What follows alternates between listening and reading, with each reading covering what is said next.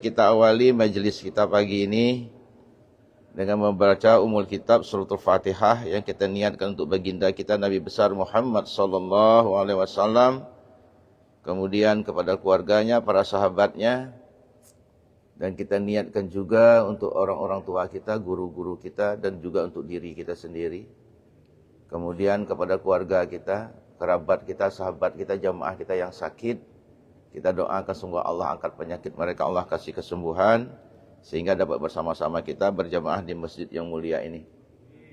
Dan juga kita berhadiah Fatihah kepada Syekh Abdul Somad Palimbani, karena kita membaca kitab beliau agar dipermudahkan Allah memahami dan juga mengamalkannya. Lihazinnya wa likulli niyatis sholih al-Fatihah. A'udzubillahi minasyaitonirrajim. Bismillahirrahmanirrahim. Alhamdulillahirabbil alamin. Ar-Rahmanir-Rahim, Maliki Yaumiddin, Iyyaka na'budu wa iyyaka nasta'in, Ihdinas siratal mustaqim, Siratal ladzina an'amta 'alaihim ghairil maghdubi 'alaihim waladdallin. Amin. Segala puji bagi Allah yang masih menganugerahkan nikmat yang banyak. Mudah-mudahan kita pada mensyukurinya dan kita menjadi hamba-hamba Allah yang pandai bersyukur. Salawat serta salam kepada baginda kita Nabi besar Muhammad sallallahu alaihi wasallam. Allahumma shalli ala sayyidina Muhammad wa ala alihi wa sahbihi ajma'in. Mudah-mudahan menjadi perantara kita untuk dipermudahkan mendapat syafaat baginda Rasul ketika berada di padang mahsyar nanti. Kita mohon kepada Allah, kita, keluarga kita, jamaah kita semua menjadi ahlu syafaah baginda Rasulullah sallallahu alaihi wasallam. Amin, Allahumma amin. Baik, di pagi yang berbahagia ini kita masuk pokok bahasan kita masih menjauhi maksiat batin yang ke-8, al-faslu saminu fil kibri. Pokok bahasan kita pada hari ini subhasannya adalah masalah kibir, masalah takabur. Sinonim dalam bahasa kita itu sombong, apalagi angkuh, taipau. Nah, sama tuh. Walaupun bukan bahasa kita taipau, tapi asal bahasa asing ya. Dari mana itu taipau? Tai itu maknanya besar, pau itu laga, besar laga. Iya. Ditambah lagi ada kadang taipau madon. Nah, sama. Ada lagi istilah sekarang anak-anak ini taipau begereng. Artinya kan sesuatu yang memang dalam Islam, dalam kitab dikatakan bahwa termasuk perilaku yang dibenci oleh syarak, yang harus kita jauhi seharusnya. Karena memang ketika Allah dan Rasulnya menyuruh kita menjauhi hal-hal yang menyangkut masalah penyakit batin ini, pasti ada maslahat untuk kehidupan kita. Pasti ada manfaat untuk orang lain. Karena efeknya itu tidak hanya kepada diri kita, juga bisa merembes kepada orang lain. Efek kepada diri kita bisa saja membuat fisik kita, pikiran kita, bahkan hati kita jadi tidak enak. Bahkan hasil penelitian juga mengatakan, orang sombong itu berpengaruh kepada kesehatannya. Kita cari informasi, ternyata di kitab Tanbihul Ghafilin ditemukan bahwa orang yang sombong itu berpengaruh kepada penyakit yang selalu ada di kepala dan juga di perut. Nah, jadi kalau ada asam lambung, ada tukak lambung, nah itu tanyalah apakah ada sifat sombong di dirinya. Yang per 3, per 5, per 8 misalnya kan. Migrain misalnya, itu bisa berpengaruh. Kita itu menyangkut hati kita. Ya, sifat-sifat sombong. Sifat sombong nanti kita akan itu dari sisi fisik kita, dari sisi kesehatan kita, dari sisi pikiran kita, bahkan ketika kita sombong, lisan kita itu bisa berpengaruh. Jadi ada karena sombong, karena merasa dirinya dengan perilakunya, dengan mungkin jabatan, bisa banyak sekali itu faktor-faktornya. Bahkan Al-Quran menceritakan bagaimana Fir'aun sombong dengan kekuasaannya, bagaimana Haman sombong dengan ilmunya, bagaimana Korun sombong dengan hartanya, bagaimana Ubay bin Khalaf yang sombong dengan intervenersnya. Itu banyak sekali. Atau bahkan orang sombong itu bisa juga dengan merasa banyak pengikutnya. Nah, itu bisa saja terjadi. Nah, maka kita baca di kitab ini, ya, berdasarkan Al-Quran maupun hadis, kenapa syara memerintahkan kita menjauhi sifat-sifat sombong ini. Sebagaimana firman Allah, A'udzubillahi minasyaitonirrajim, Udkhulu abwaaba jahannam khalidina fiha fabi'sa maswal mutakabbirin. An-Nahl ya 29. Betapa Allah masuklah. Kita disuruh masuk. Ya, kalau digiring oleh malaikat Kanti Ridwan tuh siapa? Malik ya. Digiringnya. Disuruh masuk ke pintu-pintu jahanam. Pintu-pintu jahanam. Abwab. Pintu itu banyak. Bahkan ada 7 pintu di neraka jahanam itu. Tergantung dosa kita. Yang paling berbahaya adalah dosa-dosa dari hati kita. Dari segi zahir kita pernah kita bahas. Bagaimana 7 anggota tubuh kita yang biasa mendulang dosa, baik mata, lisan, telinga, tangan, kaki, perut, dan faraj. 7 anggota tubuh itulah yang bisa membuka pintu-pintu jahanam.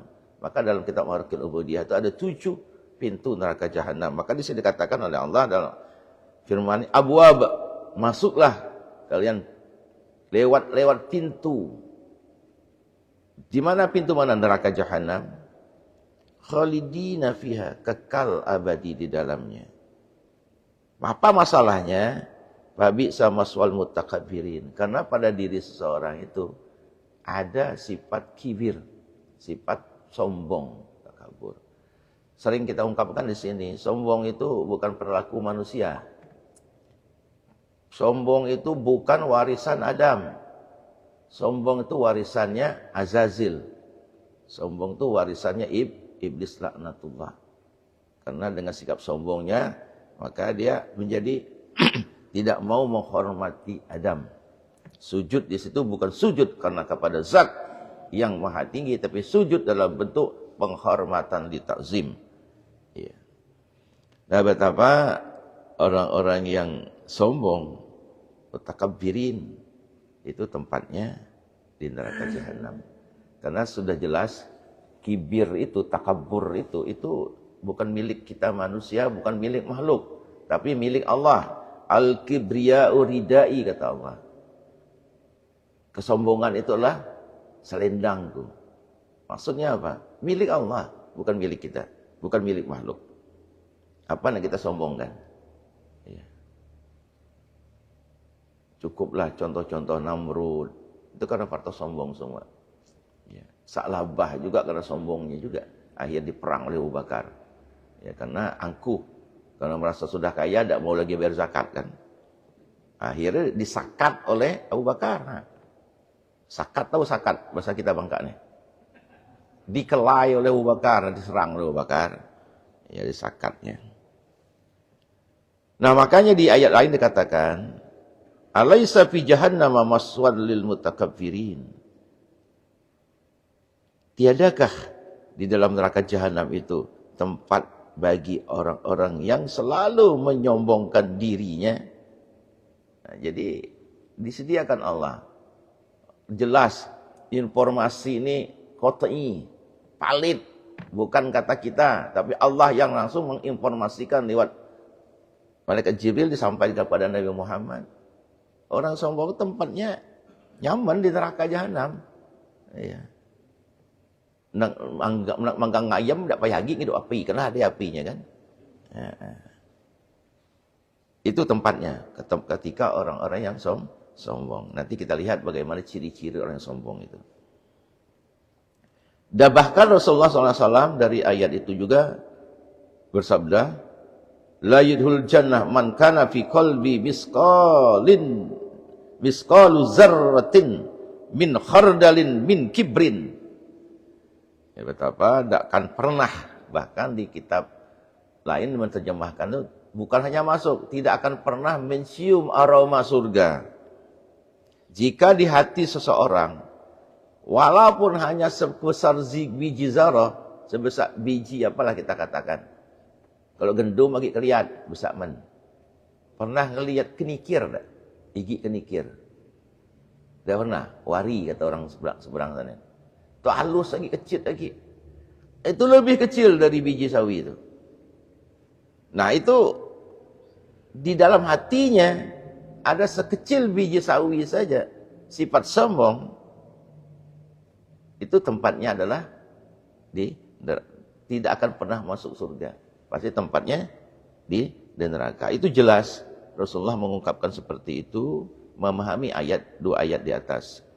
Jadi tidak ada tempat nyaman bagi orang yang sombong itu. Nyaman hanya sebentar di dunia ini, baiklah. Ya. Kemudian Rasulullah juga bersabda dalam hadis yang lain, yusyarul jabbarunal mutakabbiruna yaumal qiyamah fi suratiz zarri yatu'un nasu lihawaihim Allah azza wa jalla. Yuhsyaru, akan dihimpunkan pada mahsyar, tempat berkumpul. Yuhsyaru, nah, fi'il kata kerjanya, dikumpulkan. Siapa yang kumpulkan? Allah kumpulkan. Siapa yang Allah kumpul? Al-Jabbarul Mutakabbir, orang-orang yang selalu merasa dirinya hebat, merasa angkuh. Pada hari kiamat, dalam bentuk semut yang kecil, fi suratul zimmi, dalam bentuk semut. Semut kalau kecil itu macam mana? Pacak saja kita injak-injakkan. Di sininya yatuhumun nas, diinjak-injak oleh manusia, li hawaihim Allah azza wa jalla, karena hinanya mereka di mata Allah Subhanahu wa taala. Lah kecil diinjak-injak orang mulia ya.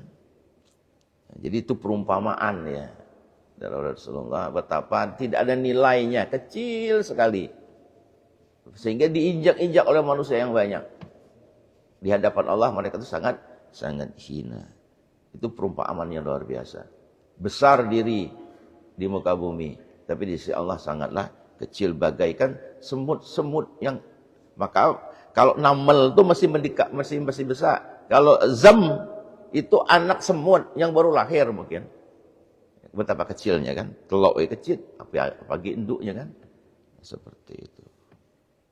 Nah juga Rasulullah SAW bersabda di sini ayat di hadis yang lain, man ta'azzama fi nafsihi wahtala fi masyihi lafiyallahu wa huwa alaihi ghudbanun.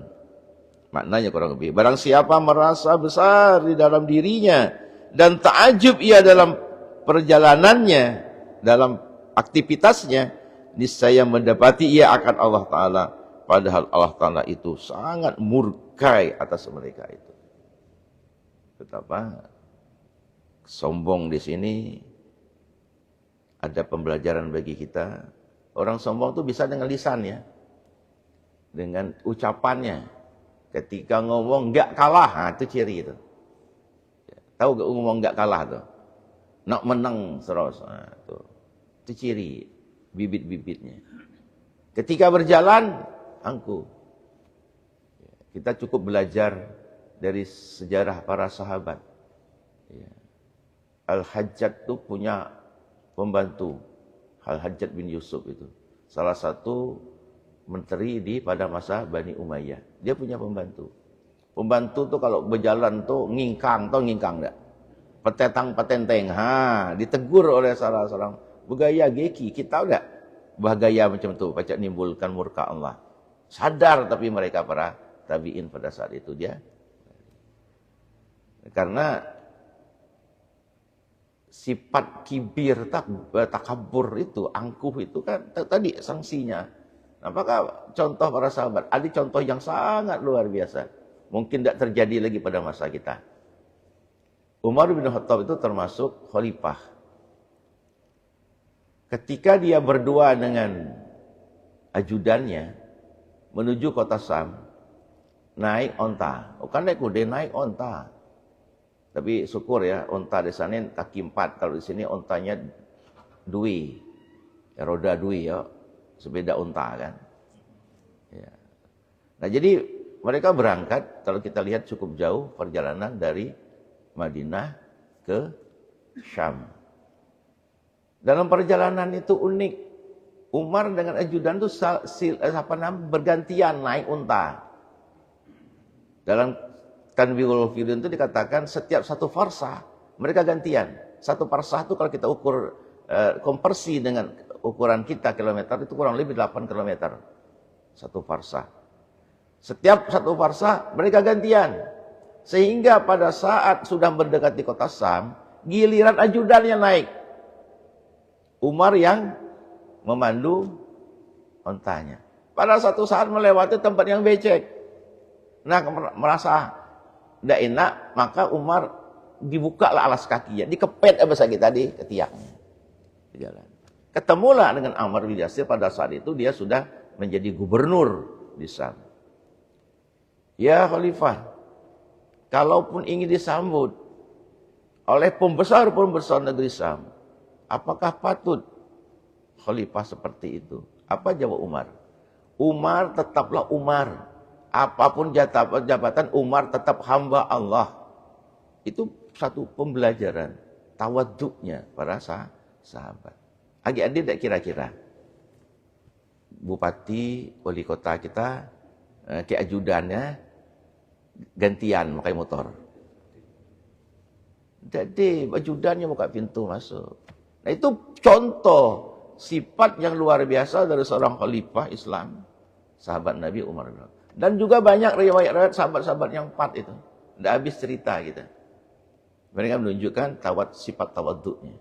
Menghindari sifat rasa angkuh sombong tadi. Karena takut dengan ancaman ayat ini. Mereka ketika dibaca ayat ini, bukan hanya mendengar, pikiran dan hati mereka langsung ngerasuk. Kita, 1000 kali dibaca, bukan merasuk dalam hati, tapi ngerasuk. Tahu ngerasuk? Ngamuk. Ya kan? Nah. Situ karena memang khawatir dengan sifat-sifat yang sombong dan angkuh itu. Diungkapkan di sini kitab ini, hakikat sifat kibir itu dilihat orang akan dirinya itu terlebih tinggi. Merasa di posisi tinggi sombongnya itu. Dan terlebih besar. Dan terlebih mulia. Nah itu ketika orang merasa dirinya minta dihormati, minta dimuliakan, salah nyambut ya. Apalagi kune panglima katanya kan. Panglima apa? Padahal panglima ada yang nyaman ayam panglima, tulang empuk. Nah, enggak mendingan kan? Nah, itu lain cerita itu kan panglimanya kan. Panglima ayam berarti itu. Nah itu merasa dirinya ingin ditinggikan, ingin dibesarkan, ingin dimuliakan yang berlebihan. Sehingga dia melihat orang itu kecil. Nah itu ketika kita ada pada diri kita merasa diri kita seperti itu, melihat orang itu adalah rendah dibanding kita, awas. Itulah bibit-bibitnya sifat kibir, sifat-sifat sombong. Artinya apa? Iblis sudah menggerogoti pikiran dan hati kita untuk menampilkan rasa angkuh pada diri kita. Alamat tanda-tanda sifat takabur itu ada kalanya lewat lidahnya tadi kami ungkapkan. Kalau ngomong enggak kalah, nak menang terus. Iya, itu ciri. Sebagaimana diungkapkan oleh Allah cerita iblis ketika disuruh sujud. Dalam firman Allah itu, ana khairum minhu khalaqtani min narin wa khalaqtahu min tin.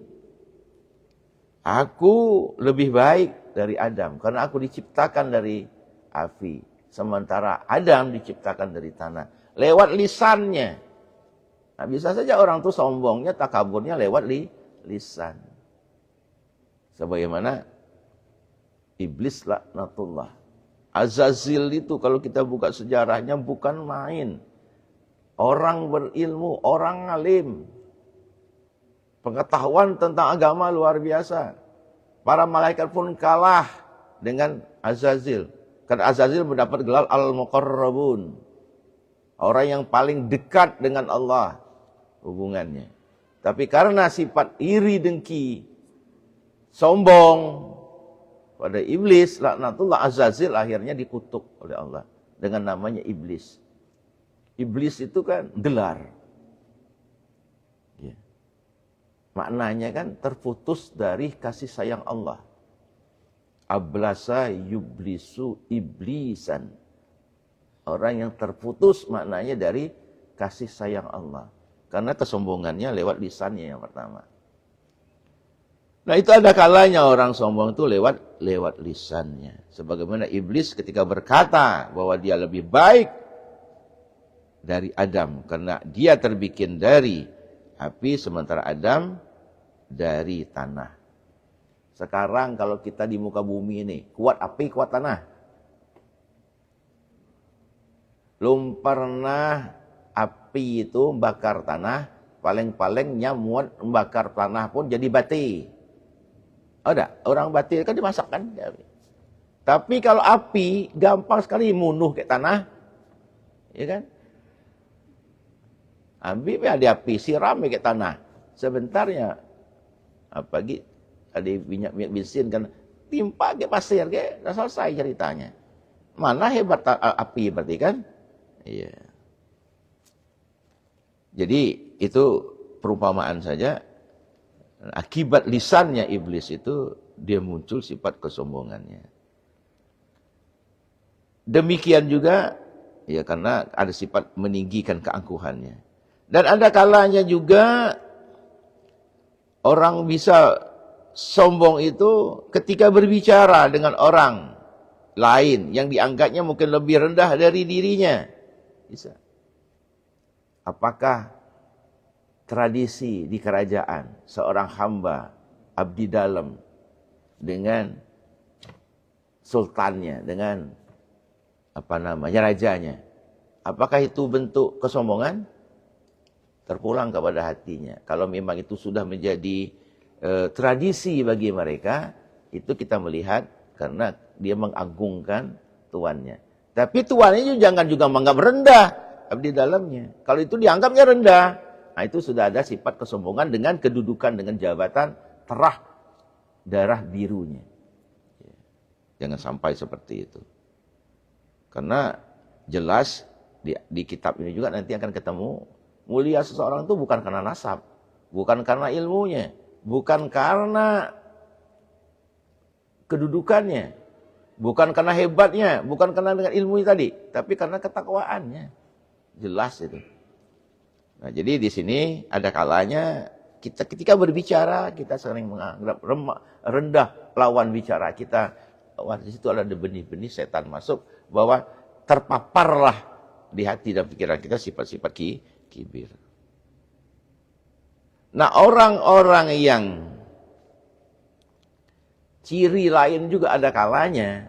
Orang-orang yang pada dirinya ada sifat sombong. Kata Imam Ghazali, ini ungkapan yang sangat luar biasa. Al-mutakabbiru huwallazi in wa'iza anifa aw wa'aza anifa.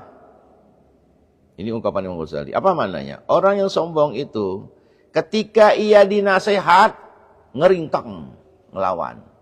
Tetapi ketika dia memberi pendapat, menasihat orang dengan marah-marah. Nah ini ungkapannya. Wal mutakabbiru huwallazi in wa'iza anifa aw wa'aza anifa. Ketika dinasihat ngeringkang, jadi ingin. Ya. Jadi ingin kita nasihat. Taukolah dari ki katanya. Ha. Tapi ketika nyamadeh orang, nya juga garang. Mana orang denger. Dia usahakan nurut, denger enggak kan? Nah, ya, seperti itu. Jadi itu ciri. Ada kalanya orang-orang yang sombong itu dipade. Nyangga tapi nyambadeh orang, garang. Nah, macam itu. Nah, kalau ada pada diri kita, awas itulah sobat sombong. Nah, kita menerima warisan dari Azazil. Ada kala seperti itu, ketika dinasihat, banyak terjadi itu. Jadi ingin dia nasihat. Tapi kalau nasihat orang, kalau orang misalnya dia dengar hanya garang itu. Itu terjadi itu. Itu ungkapan Imam. Ada kala seperti itu. Orang-orang yang pada dirinya terpapar sifat-sifat takabur, sifat-sifat sombong. Demikian juga ya, ada orang, ada kalanya tidak hanya lewat tindakan, tidak hanya lewat bicara, kadang-kadang lewat apa nama kita tuh, gaya tubuh, ada kalanya. Ya. Dengan gaya tubuh bagaimana, misalnya tadi sering kita katakan patantang petenteng itu gaya tubuh. Terjadi pada saat kami ambil contoh tadi, ajudannya Al-Hajjaj bin Yusuf.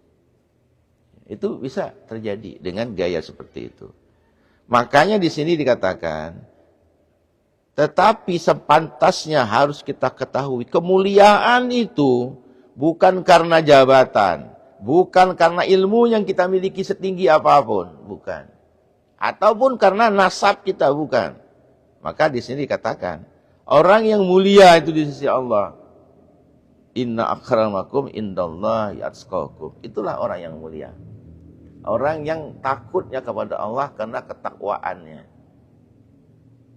Makanya ketika kita sadar akan demikian itu, bahwa kemuliaan itu dilihat dari sisi ketakwaan orang. Orang takwa itu bukan semakin tinggi ibadahnya, semakin apa dia makin sombong, enggak, dia semakin tawadhu. Sifat tawadhunya itu akan tercermin dari kesehariannya, akan dari perilaku sehari-harinya.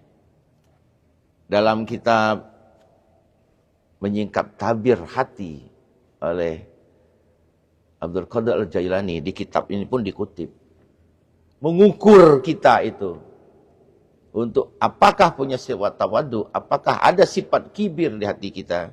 Sederhana, di kitab pun diungkapkan di sini. Apa kata Syekh Abdul Qadir Al-Jailani ketika mengungkapkan diri kita bertemu dengan anak-anak, bertemu orang dewasa lebih kita, bertemu dengan orang yang kafir, bertemu dengan orang yang berilmu, bagaimana sikap kita untuk menggambarkan bahwa pada diri kita ada sifat tawadhu, lawan dari sifat kibir itu. Jika engkau lihat akan kanak-kanak, ini nasihatnya. Ketika kita melihat ada anak-anak yang kecil, maka kata hati kita, di dalam hati kita, katakan olehmu di hatimu, bahwa kanak-kanak itu, anak-anak itu tiada ia berbuat maksiat akan Allah Ta'ala. Dan aku berbuat maksiat akan Allah Ta'ala. Maka tidak sak, tidak ragu, bahwa kanak-kanak, anak-anak itu lebih mulia dari aku. Kenapa? Kita mungkin sudah dewasa, sudah ada maksiat kita kepada Allah, baik maksiat zahir maupun batin kita, sementara anak-anak masih suci. Seperti itu kita mengukur diri kita. Itu nasihat para hukama, orang-orang yang bijak, para waliullah, mengajarkan kepada kita. Ketika bertemu dengan anak-anak, jangan kita merasa sombong, kita lebih hebat dari anak-anak. Ya, seperti itu. Ada kalanya juga ketika kita bertemu dengan orang, di sini dikatakan, ada kalanya jika engkau melihat akan orang yang tua darimu, orang yang dewasa dari kita, bagaimana sikap kita? Maka engkau kata di dalam hatimu, bahwa orang ini berbuat ibadahnya kepada Allah sudah sangat lebih dulu, lebih awal. Maka ditanamkan di hati kita, bahwa orang ini lebih mulia daripada kita. Kita hormati. Jadi seperti itu cara kita menghadapi anak-anak, menghadapi orang tua dari kita, perilaku yang harus kita tunjukkan. Bahwa ketika kita bertemu dengan orang tua di atas kita, nah kita membayangkan bahwa orang tua sudah lebih dulu beribadah. Sementara kita, usia kita berapa? Masih sangat pendek usia beribadah kita. Itu. Yang ketiga, ada kalanya jika engkau melihat akan orang yang alim, orang yang berilmu, maka engkau kata dalam hatimu bahwa orang itu diberi oleh Allah dengan ilmu yang membuat derajatnya mulia. Sehingga di hati kita bahwa kita tidak punya apa-apa. Nah, itu kan bentuk merendah diri kita. Jangan timbul rasa sombong ketika bertemu dengan orang yang berilmu. Tanam di hati kita betapa mereka mulia karena ilmunya, sementara saya tidak punya ilmu. Seperti itu. Bahkan di sini dikatakan ada kalanya ketika kita bertemu dengan orang yang tidak seiman dengan kita, kita juga harus tanamkan di hati kita. Belum tahu apa nasibku nih. Mungkin orang yang tidak beriman kafir itu dapat hidayah. Habis dosanya ketika dia masuk jadi Islam. Sementara kita berbuat dosa dengan ilmu kita. Sementara dia berbuat dosa dengan kejahilannya. Karena dia tidak mengetahuinya. Tapi ketika dia taubat, mulialah dirinya. Nah, itu hal yang diajarkan.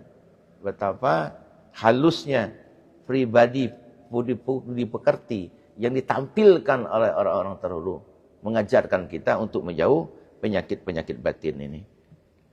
Oke, sampai di situ ada mau kita diskusikan tidak? Iya. Karena dengan demikian, kenapa Islam, para Allah dan Rasulnya mencegah kita, umat Muslim, jangan sampai terpapar penyakit-penyakit sombong itu. Karena itu tadi, bahayanya baik pada diri kita, bisa menimbulkan dampak sosial, dan juga bisa menimbulkan dampak spiritual ketika kita beribadah. Dan senangnya hanya sesaat di dunia, di akhirat itu akan terlunta-lunta. Akan sangat menyakitkan ke kita. Dan juga bagi kesehatan juga itu tidak baik. Tadi kami katakan, di sini diungkapkan. Orang stres itu bisa saja karena ada sifat sombong. Tidak senang orang lebih darinya. Ya, kita kaji aja dari segi kesehatan saja. Tidak nyaman. Ya. Ketika ada orang merasa lebih darinya, udah. Kemarin pernah kita ceritakan. Ketika terkucil jabatan. Bagi orang yang dirasakan Rasul. Ya itu amanah. Ada saatnya dicabut oleh Allah. Ya sabar. Jangan sampai membuat kita menjadi stres. Hilang jabatan. Kalau kita stres, jangan-jangan di situ ada sifat kibir pada diri kita. Sifat takabur yang bisa merusak. Dan yang tak kalah bahaya juga berakibat kepada keluarga kita. Karena merasa kalah saing kayak kawan sebelah, ngamuk di rumah. Ya, itu kan bahaya. Akhirnya bukan kesehatan, tapi juga mental kita jadi rusak. Karena sifat kibir, sifat takabur, itu bisa merusak diri kita. Dan juga orang lain. Dampak sosialnya apa? Ketika kita sombong, taipau, degi kawan kita, orang menjauh dari kita. Sehingga kita tidak punya kawan. Bahkan juga bisa menimbul konflik, pertikaian. Ya, karena sombong. Ya sombong tadi bermacam-macam kan ada kalanya. Lisan, perbuatan, tingkah laku, kedudukan, dan sebagainya. Itu dampak-dampak yang disebabkan oleh kibir. Makanya Islam mengajarkan kita untuk menjauhkan sifat itu. Orang terukur, orang yang sombong itu biasanya dalam kehidupan sosial sulit dia bekerja sama dengan orang lain. Nak menang sendiri. Ya. Nak top sendiri. Kata orang Sekayu apa? Mati dem asal top. Ada orang Sekayu, maaf mana dia. Iya. Biarlah mati tapi ngetop. Nah, itu kan awas. Ada sifat-sifat yang tidak baik bagi orang banyak. Karena kita tidak bisa bekerja sama dengan orang yang banyak. Akibatnya juga orang sombong itu banyak lawannya. Bukan banyak musuh. Dimusuh orang. Ya. Jadi akibat kan berbahaya bagi dirinya. Dan juga dari sisi spiritual, jelas Allah tidak senang. Ketika Allah tidak senang, nah akibatnya juga akan berbahaya bagi dirinya. Di dunia bisa kena stres, ya. Stroke, boleh ya, stroke gede berat, apalagi sedang truk, ya kan, duit truk. Nah itu kan yang sangat berbahaya bagi kita. Betapa Islam mengajarkan tentang akhlak,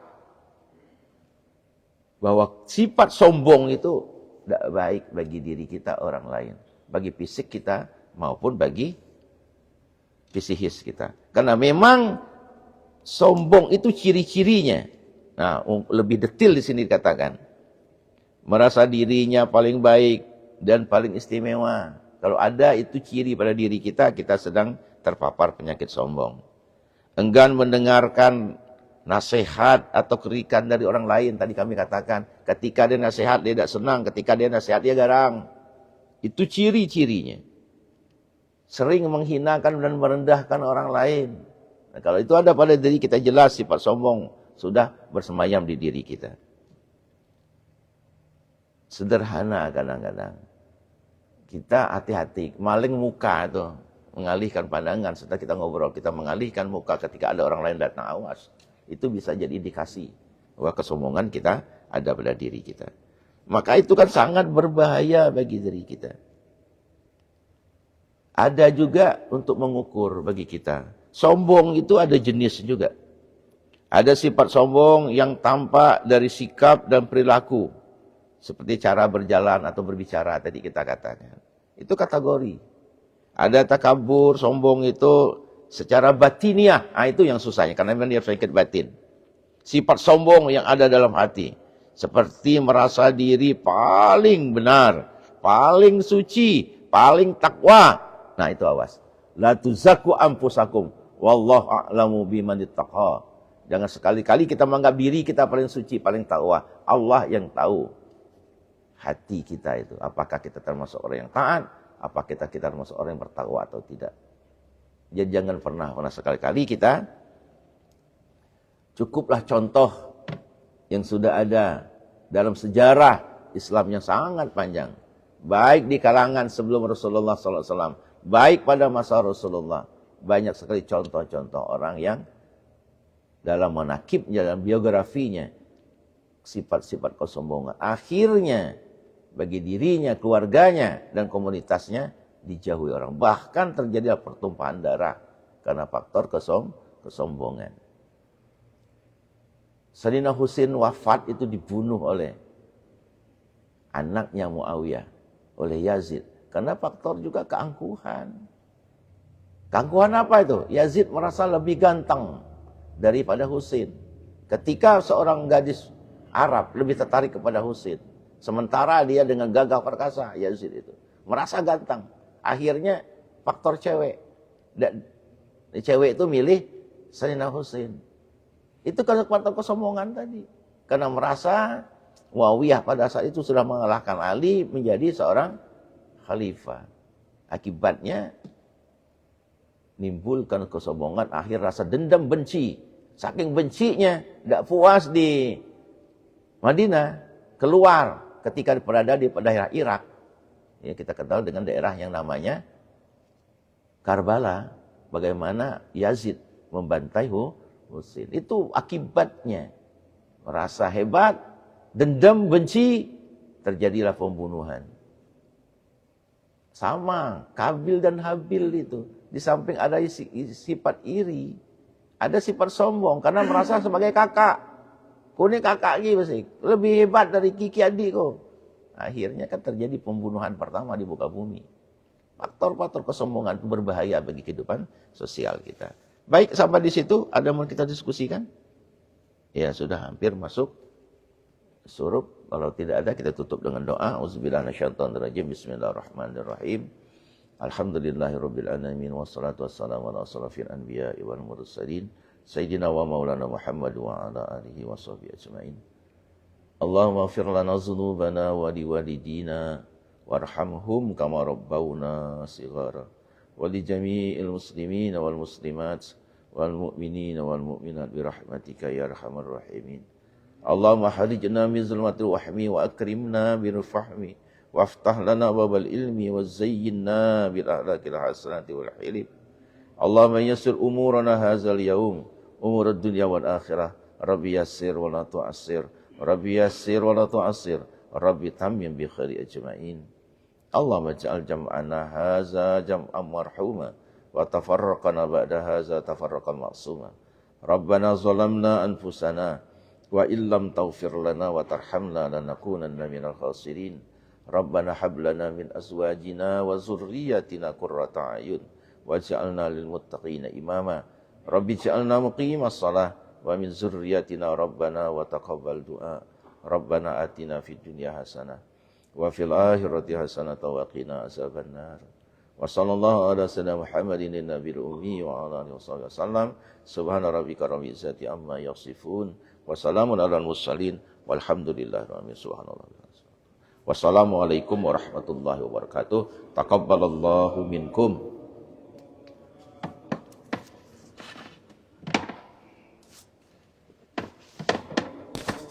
So